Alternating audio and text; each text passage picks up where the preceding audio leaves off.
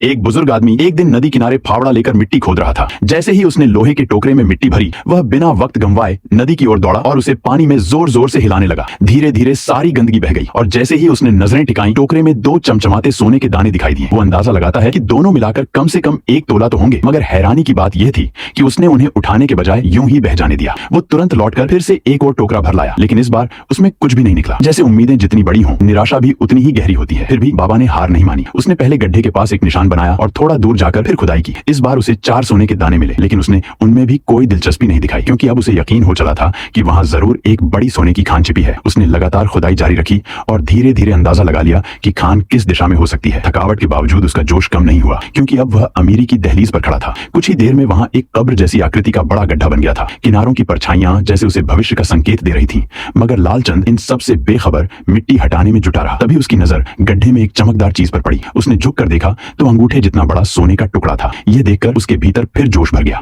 उसने खुदाई जारी रखी और कुछ ही देर में एक और भारी सोने का टुकड़ा मिला। किस्मत जैसे उस पर पूरी तरह मेहरबान थी। थोड़ी और खुदाई करने पर एक बड़ी चट्टान मिली, जिसे तोड़ते ही उसमें सोने की रेखा नजर आई। लगभग 1/3 हिस्सा शुद्ध सोने से भरा हुआ था। बाबा की सांसें तेज हो चुकी थीं, लेकिन खुशी की कोई सीमा नहीं थी। अब वह उस रेखा के सहारे नीचे खुदाई करने लगा और अचानक ही जमीन में एक विशाल सोने की चट्टान सामने आई। जीवन भर की मेहनत आज रंग लाई थी। वह बच्चे की तरह खुश हो गया, मगर तभी सोने की उस चट्टान पर एक परछाई पड़ी और उसके चेहरे की मुस्कान एकदम गायब हो गई। सामने विक्रम खड़ा था, एक लालची जवान आदमी। बाबा को एक डरावना ख्याल आया, इतना सोना कोई भी इसका लालच नहीं छोड़ सकता। बाबा ने सतर्कता से अपने वफादार कुत्ते शेरा की ओर देखा, मगर तभी एक गोली चली और सब कुछ थम गया। विक्रम ने बाबा को पीठ पर गोली मारी थी। खून से लथपथ बाबा गड्ढे में गिर पड़ा और विक्रम दूर बैठकर लगातार उसकी लाश पर निगाहें गड़ाए रहा, ये सुनिश्चित करने के लिए कि कहीं वह जिंदा तो नहीं। विक्रम अब डरा हुआ था, किसी डरे हुए शिकार की तरह हर हलचल पर चौकन्ना। समय बीतता रहा और आखिरकार वह थोड़ा निश्चिंत हो गया, लेकिन वह क्या जानता था, बूढ़ा ज्यादा चालाक होता है। बाबा ने लगभग 15 मिनट तक मौत का नाटक किया और जैसे ही मौका मिला उसने विक्रम पर झपट्टा मारा। एक हाथ में बंदूक छीनकर सीधे गोली उसके चेहरे पर दाग दी, फिर एक और गोली विक्रम के दिल में मारी ताकि कोई शक न रह जाए।